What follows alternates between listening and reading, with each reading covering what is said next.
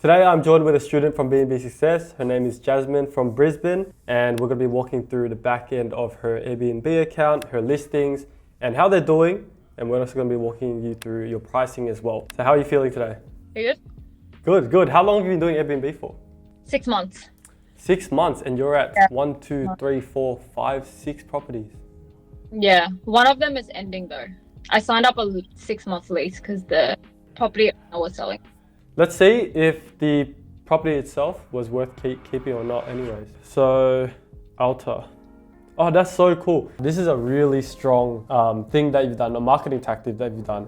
And this is something that we're pushing lately as well to everyone in the community. But having a name for each of your properties, it gives it more character and it gives it more appeal for your market. So that's really, really strong. I like that you've named all of your properties. Really cool. Actually, let's look at your portfolio as a whole. Your portfolio as a whole for the month of May, or half of May, half of June, in terms of conversion rates, is below average, actually below average. Obviously, we'll have to dive into the individual listings to see if one listing is performing over the other. Do you know what your bottleneck is here, just off of these numbers? You should know this. You should know this. And this is something you should be doing on a weekly or bi-weekly cadence.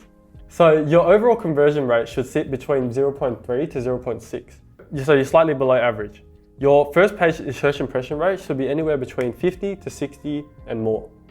Your average search to listing should be 20 to 25 and more. And then your listing to booking is 3 to 4%. That's a KPI benchmark. And so with those numbers, what do you think we're falling flat on here? I think most of them, right? Besides the first page search impression. Okay, 0.3 to 0.6 for overall conversion rate. First page search impression rate should be 50 to 60. Search to listing should be 20 to 25. And the listing to booking should be 3 to 4. 3 to 4. Roughly, these are rough numbers, and they also differ in different markets. For a CBD property like yourself, this should be the KPIs that you're aiming for. So which one's the constraint here? The third one. The average search to listing, right? Yeah. And what does that mean typically for your listing? If this is really low, then what does that mean? The average number of times someone could. You can't just read the definition there. It means that I don't spend a lot of time looking at this. Yeah, but you should, because this is the thing, right? What do you think is the highest leverage thing that you can do to improve your revenue right now? Optimize it this way. Your back end, optimize your back end.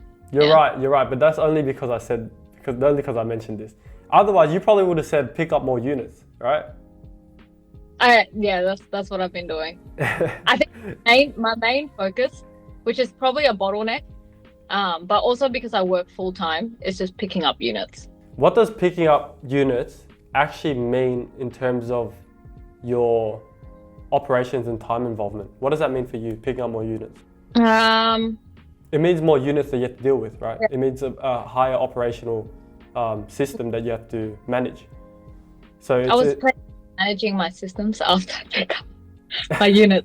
So this is the thing with a lot of business owners, right? They scale until something breaks. So they don't, and it's a strategy that I've personally had the privilege to go through myself and experience myself. But what's wrong with that philosophy is that if you scale until something breaks, when it breaks, you're usually scrambling to fix it, and then you're kind of filling up all of these constraints that you think might be constraints, but actually aren't constraints because you're in panic mode, right? Yeah. And so like before we scale, we usually have to take a step back and see if my systems are prepared for scaling. Like, is everything in place for me to scale before something breaks? So and to be able to best judge the performance of anything, you always have to look at your numbers, and you always have to look at your data, because the numbers don't lie. And right now, you might be thinking to yourself that adding 6 more units to my portfolio is going to double my revenue and double my profit, and I'll make double the money. But usually that's not the case at all, because you got to double your fulfillment team, you got to double your cleaners and your expenses, and you got to put more time into the business, which means you might need to take some time off your job as well. And then you might need to hire, you know, a team to do errand running. You might need to hire an operations manager maybe, or another VA for your team. And so your expenses go up and your margins go down. And that's generally how it works when you scale. Yeah. But what if you could actually double your revenue in a different way entirely, and not have to put more money to vertically scale, but you could double a certain performance metric and therefore double your bookings. And this is exactly what we teach inside of our program, right? If you were to double your search to listing, which I'm telling you now is pretty easy to do from 5%, because the KPI benchmark for your area and for your market is 20%, you can double, if not triple, the amount of people that see your listing and click in. Yeah, and therefore you can double your revenue, therefore you can double your bookings and double your revenue without having to add any more units. Yeah, that's actually true. It's true, right? It's true, but no one really thinks about it. I think that they see the face value of it rather than other different methods to scale. Yeah. I think when you're at scaling, you're looking at selling, right? But then you're not looking at improving on the product in order to sell. Sell what? Oh, like just in general. I think with business owners, always acquiring, always trying to sell more. Yeah. Way for revenue generating, or like significantly more revenue generating things. Exactly. You should always make sure your systems are dialed and your operations are dialed to the point where you're juicing every last dollar out of your goods sold, in this case, your Airbnbs, before you actually scale even further. Because like adding more units will definitely add more revenue to your business, but it also adds more operational headache. But yeah, so a portfolio-wide overview, you're looking at, everything's within KPI. Your average listing to booking conversion is actually pretty high, which tells me that your properties look beautiful when they're in the listing. Like your properties, when they're in the listing, they're like, I'm sold, right? But your average search to listing conversion is pretty low. And now I'll go into your individual listings and see which ones are dragging this metric down, and see where we can improve from there. But yeah, let's go hit them one by one. So I'll hit the first one, ECRU. Okay, this is interesting. So I like this because usually I see the same numbers over and over again, but this one is a little bit different. But when did you pick up this property? November. No. Oh, I think I listed in December. Yeah, cool. I listed in. So at lifetime, because I'm guessing you haven't really looked at these numbers ever, right? I know you tell us in the course. Yeah. But lifetime, your overall conversion rate is slacking a little bit, which means like you could be juicing more bookings out of this funnel, but you're not. But we need because this is just a combination of these three factors. So these three factors multiplied together equals this. So let's look at like what we can improve, especially on a shorter time frame, just because we need more accurate data in terms of how your listing is performing right now. So we'll look at May to today as a source of truth for how your listing is converting right now. So your search page impression rate is 48.9, search to listing is 9.5, and listing to booking is 3.5. So right now your listing to booking is in KPI, and your overall conversion rate is in KPI, but it's in the below range. It's in the low range of KPI, right? And the reason why that is because these two metrics right here can definitely be improved. So first of all, your first page search impression rate is 48.9%, slightly below the 50% that we want, which is still low.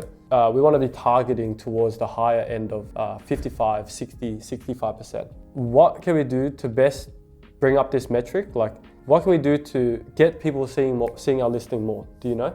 Move the photos around a little bit. So that is the wrong driver and the wrong metric we're targeting. First page search impression. Yeah.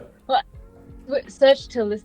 So first page search impression means like someone's just searching through Airbnb, right? Someone has clicked their dates they wanted, clicked the amount of guests they want, and then clicked the location they want, and then they press search. And your listing only showed up 48.9% of the time, when it should be showing up like 60% of the time. So how do we get it to show up more?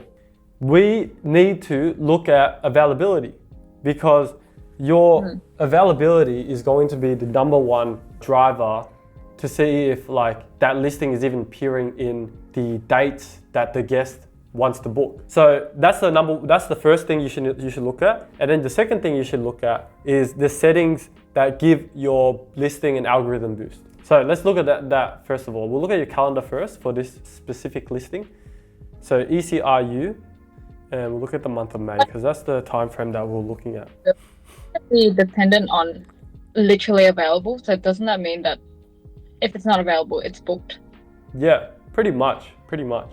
But remember, like if they're searching for a specific time frame and a specific length of stay, so if they want to stay like 2 or 3 nights, for example, and on your calendar, one of those nights are booked out, it's not going to show up on the search results. So it could also be a matter of what do I need to do for my minimum night stay strategy to increase this as well. So right now, what is your minimum night stay strategy? Is it 2 nights? Yes. That's good. And do you allow 1 night stays closer to the date? Yeah. I normally open up the booking if there's a booking in between. I open up, except for that one. Do you do that manually? Yeah, I do. Wait, did you say except for this listing? No, sorry. Okay, go to the right. I think there's one random that I forgot to open. Yeah, that one. Did I open that one? Oh, okay. Oh, that should be available. But yeah, that's normally what I do. So this is interesting because if you do it manually and you have a customization on Price Labs to be able to do it automatically, why are you doing it manually and putting like human error, and you're involving human error inside of this workflow? Is there an option? Yes, there's an option in Price Labs to change your minimum night stay as the date gets closer. My minimum night. Oh, I get you. I thought you meant like in between bookings. Oh, and then often the apps. Yeah, there's also a setting for that as well. Okay, I'll go through that in your Price Labs after. But no, your availability looks fine, to be honest. But you should look at that setting to increase availability. But what I would say here is we need to look at your listing to determine what type of algorithm boosts that we can make. So I'll have a look into your listing now. So this is good. I like that you have amenities listed here, but you're not making use of all the characters that you could be in your listing title. So you have 50 characters available, right? And you could be hitting other SEO keywords that could help give your listing an algorithm boost and even sell the property even more. Things I would look at in terms of your title would be like, what is crazy about your property? Is it close to a certain landmark? Is it close to something that people want to book for? Is the listing itself, like I already saw something that looks amazing. It's the pool. The pool looks incredible. Look at that. What is this? Is this like a 5-star hotel building? Yeah. This pool is crazy. I'll scroll down here. Your amenities is good. You've ticked a bunch of amenities. So what I would do personally to give this listing the best algorithm boost possible, because you have instant book on, you have all of these different customizations on, that is a good sign. Your cancellation policy is moderate. If you switch this to flexible, just to boost this first page search impression rate, you automatically get a lot of bookings into your system. And then you can consider switching it back to moderate later down the line when this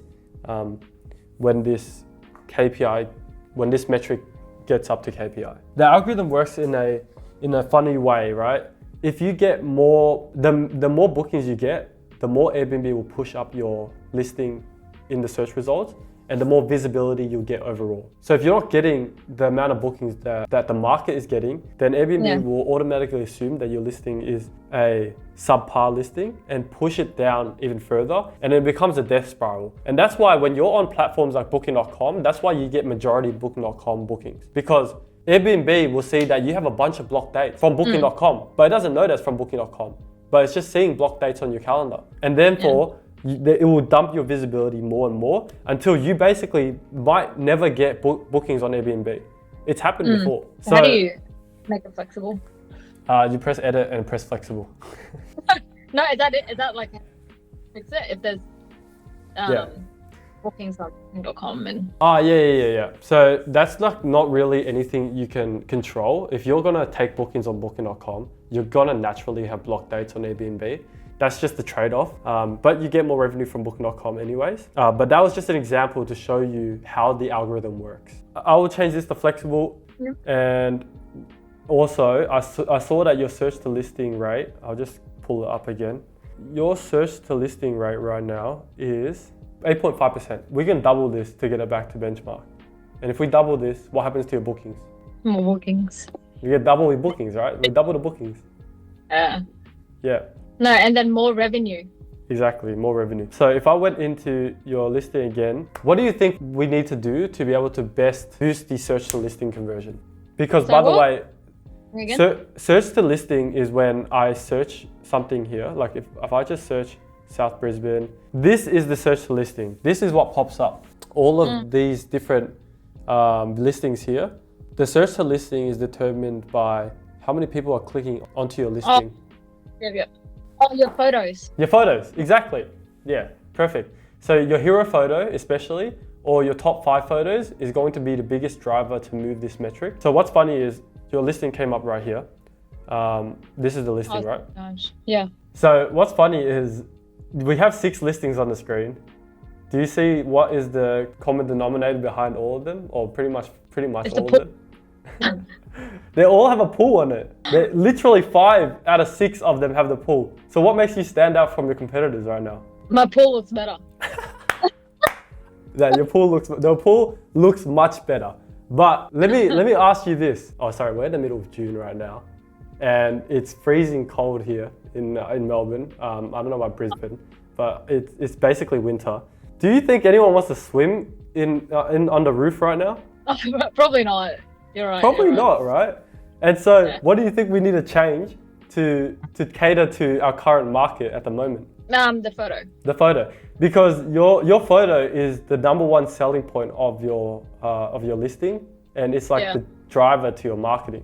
And right now, you're marketing towards the summertime when we're in the middle of winter. Yeah. So true.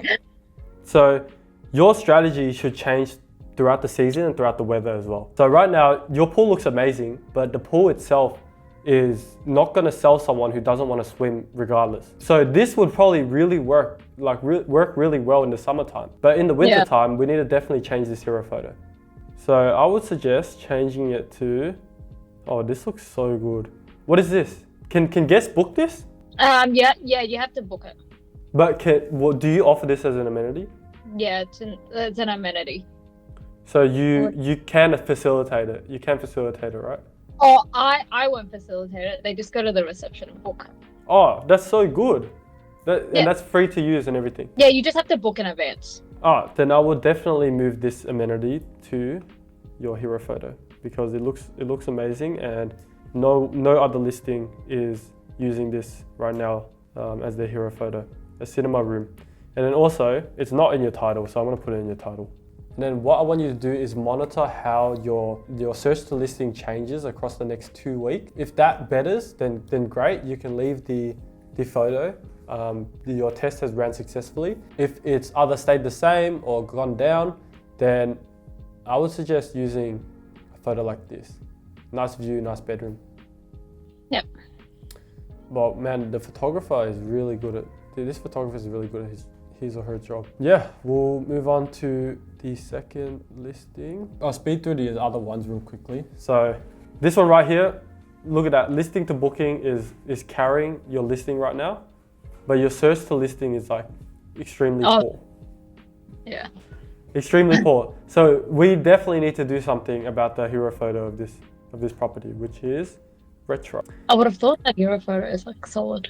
It looks solid, but the numbers don't lie. For sure. Let's try and use... Okay, for this hero photo, I think you are giving too much of the space away, where you are not really evoking any curiosity within people that are searching for a listing to stay in South Brisbane. As soon as they see this as a hero photo, they already know what 80% of the space looks like, and therefore they already know how the experience is going to be staying there. They're just going to scroll.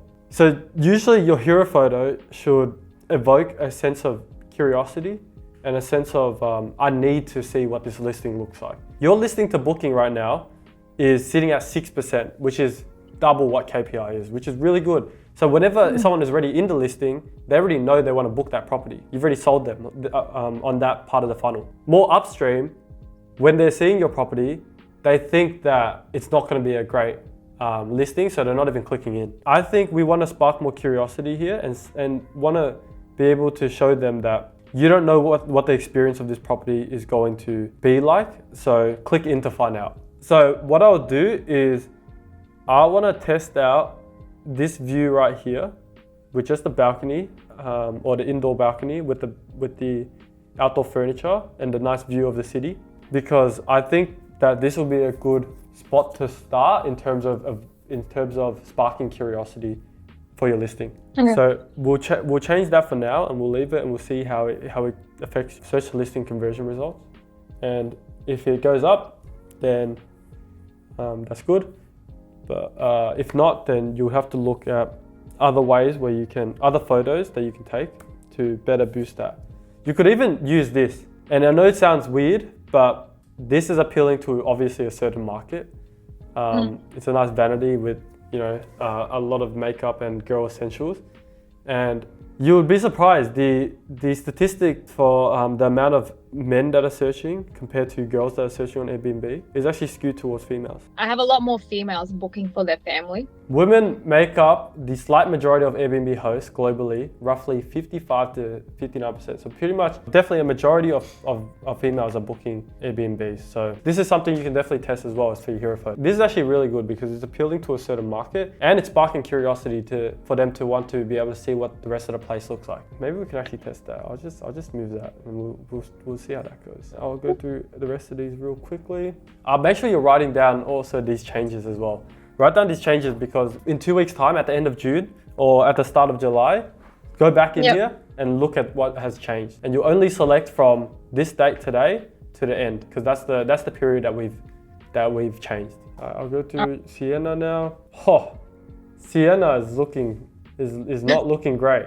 Wait, is this an underperforming listing? No, this one is my best one actually. Oh, it's your best one. Do you have a long stay? Is that why? Yeah. Oh, it's fully booked out. Okay. Yeah. Well, this is usually the case when you see like lack of occupancy and like generally just a filled calendar. And generally that's because of a longer stay. But in this case, you're just getting a bunch of bookings that perfectly fit that gap. And so you're getting 100% occupancy, which is a good thing.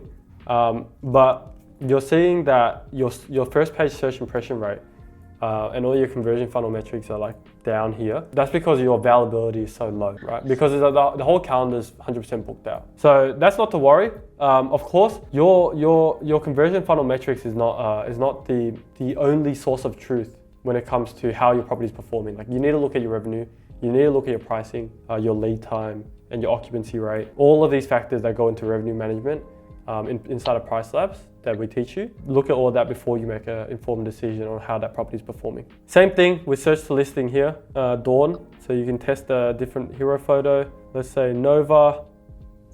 Nova's new, I'm guessing. Yeah, that one's new. And then Alta. Is it also new? Calendar's all blocked out. That's the one that I just ended. Okay. Oh, that's right. Yeah, that makes sense then.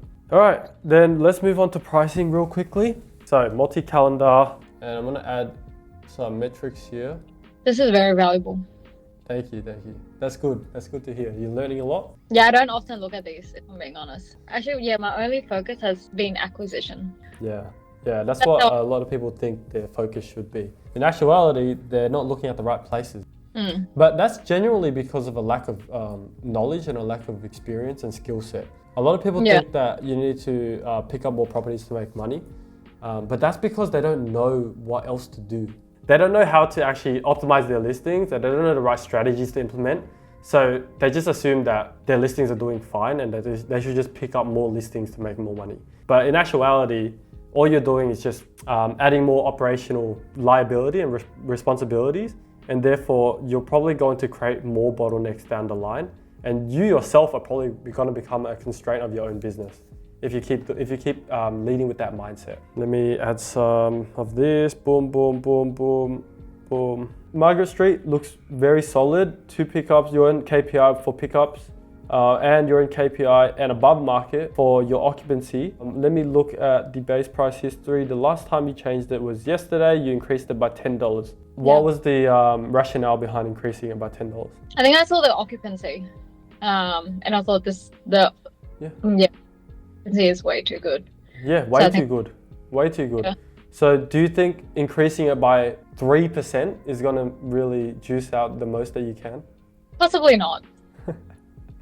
So what do you think? I kind of just like, oh yeah.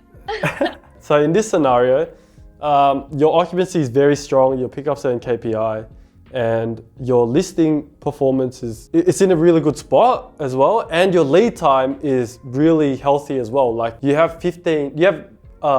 booked in 15 days into the future, right? You have another 15 days to go until your next available booking day. So what do we need to do? We need to bump those prices as high as possible, not as high as possible, as high as reasonably possible, to be able to hopefully secure bookings in that high lead time. So if I was to increase this by 10%, which is what I recommend doing, that way we can capture as much demand as possible for the right prices. That's the key word. This listing right here, 5 pickups, this is a very new listing, right?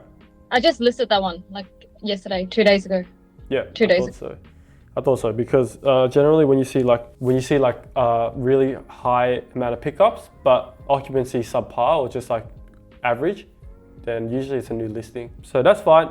There's not enough data to make an informed decision on that yet, but it's looking very strong. Good demand there. I see here that you're manually discounting a lot, which is really good. That usually tells me that your pricing strategy is not optimal, because if you're having to make manual adjustments to your calendar 7 to 14 days out, your pricing strategy is not catering towards last minute bookings. Have you onboarded yourself on the revenue management software yet? What do you think? You haven't? It's the best software I Terrence did a listing rundown of my properties as well. Yeah, exactly. So we came out with this software for the community and for you guys to use, and only the community at the moment. It's literally the best revenue management software in the world, not just in Australia, but in the world. And it's going to revolutionize the way that the short-term rental industry performs. We're gonna with this software, our listing is gonna raise the standards so high because it is a collation of a bunch of data and your own personal listing, all the drivers and all the metrics that you can possibly monitor. And we're making like the most informed data decision possible for the different drivers inside of your price labs and your pricing strategy. Okay? Yeah, it does look amazing. Yeah, it's really good. It's really good. So definitely have a look at that and input your listings in there so that you can make sure that you have the most optimal pricing strategy and you don't have to rely on this many last minute discounts. On that acquisition front, I just got another property. Great news that that you got a 7th property to add to your portfolio. Like, well done. That's awesome. I'm just telling you that there's things that can be optimized to make money without adding more units. But yeah, 7th unit, let's go. Congratulations. That's awesome. And you only started 6 months ago, so it's very fast improvement, very fast scaling. Is it easier now to pick up properties? Oh yeah, definitely. I think before, when I was starting, I was calling so many agents through during my lunch break, because I only had lunch break.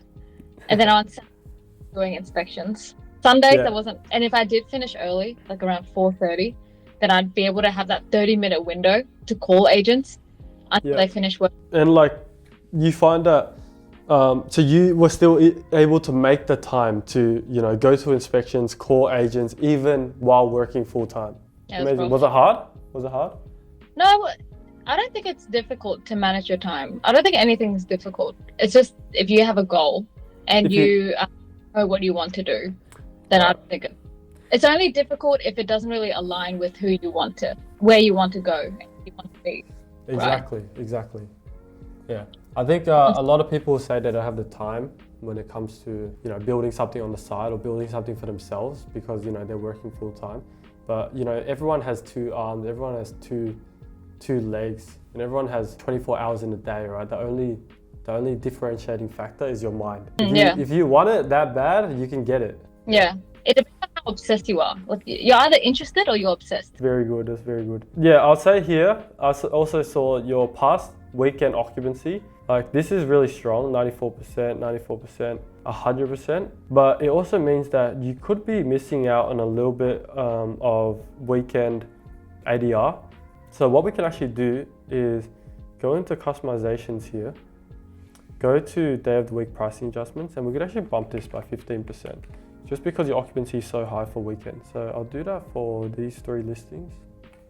But the revenue management bot will tell you all of this, like Nightly IQ, the software that we made. It will tell you all of this. Yep, good. All right. Besides that, this listing here, these listings here are performing good. They're pretty within KPI, within range. This listing actually has a lot of pickups, but its occupancy is not that strong. It's pretty strong, but not too strong. I am okay with leaving that or bumping that maybe 5%, bump it to 220. Just because the occupancy looks good in the next 15 days. But yeah, other than that, your pricing looks really strong at the moment.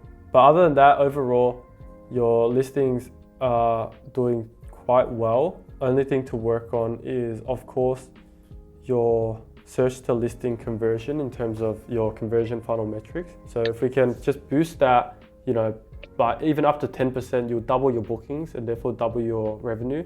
Theoretically, obviously you'll get bookings at probably a lower rate. Not a lower rate, but yeah, like a lower average daily rate. So lower price. And so it doesn't exactly correlate to double revenue, but you'll still get, an optimized amount of revenue. So definitely work on this. And for your next listing that's coming up soon, I want you to really hone in on photography. So you're already furnishing really, really well, which shows inside of your listing to booking conversion. The fact that this high means that like you're selling the right experience and your furnishing is creating the right experience. So that's really good. But in terms of your hero photo, I want you to stage things around and instruct your photographer, because a photographer has a good creative mind, but they don't know the short-term rental industry like we do. They don't know how to market a property, right?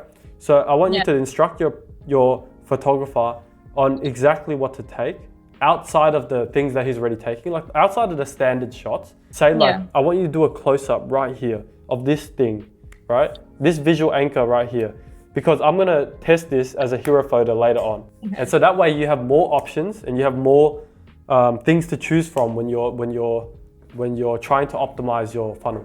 But other than that, looks perfect. Keep on top of your weekly or bi-weekly cadence when it comes to this. At least every 2 weeks, come into here and just select the last 2 weeks. So like for example, today I'll select this and just take note of all of these numbers for every single listing and put them into the software that we use. There's a place in the software for it. Put them in there and it'll be like a bi-weekly cadence. Monitor your numbers really, really well. Split test things all the time, because that's the only way you find out what's a winner and what's not. And keep on top of that. Keep on top of your pricing and revenue management, which you have been, that's good. And just keep crushing it. All right, well, thank you guys for watching this video. For those of you guys that are watching on YouTube, hope you guys learned something from it and got some value from it as well. And if you wanna, if you also have a property or you want to join B&B Success or start your own Airbnb business, this is exactly how we take people through their back end and optimize their listings and optimize their pricing. So if you want to also become a host for yourself, click the link in the description and you can book a call with our team. Talking to you.